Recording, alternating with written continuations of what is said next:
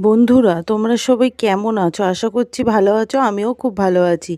আজকে আমাদের বাড়িতে গোটা রান্নার প্রস্তুতি চলছে। আশা করছি তোমাদের বাড়িতেও এই রান্না হয়।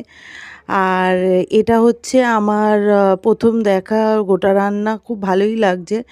দেখো, আমি উনুনে হাঁড়ি চাপিয়ে এর মধ্যে আমি প্রথমে আলু আর রাঙা আলু সেদ্ধ করতে বসিয়ে দিয়েছি। এখানে আলু আর রাঙা আলুটা যতক্ষণ আমার সেদ্ধ হবে, এরপরে আমি দু ধরনের ডাল দেব।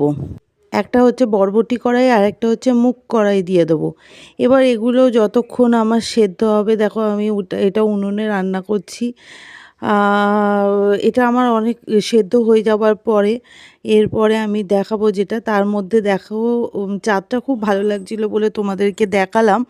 এরপরে আমি শিলনোড়ায় আমি জিরে আর শুকনো লঙ্কা আর আদা ভালো করে পেস্ট করে নেব। পেস্ট করে নেওয়ার পরে আমি কি করব, এর মধ্যে গোটা গোটা বেগুন, সিম আমি দিয়ে দেবো সেদ্ধ করার জন্য। এটাও যতক্ষণে আমার সেদ্ধ হবে, এরপরে আমি এখানে মটরশুঁটিগুলোও দিয়ে দিলাম গোটা, কারণ গোটা রান্নাতে সব গোটা গোটাই দিতে হয়। আশা করছি তোমাদের বাড়িতেও এই রান্না হচ্ছে এবং খেতে খুব দুর্দান্ত হয়েছিল বন্ধুরা। আর তোমরা আমার পাশে থেকো, আমার এই চ্যানেলটাকে সাবস্ক্রাইব করো। আশা করছি তোমরা আমার পাশে থাকবে, আমার এই ছোট পরিবারটাকে আরও বড় করে তুলবে। আর পাশে থেকো তোমরা।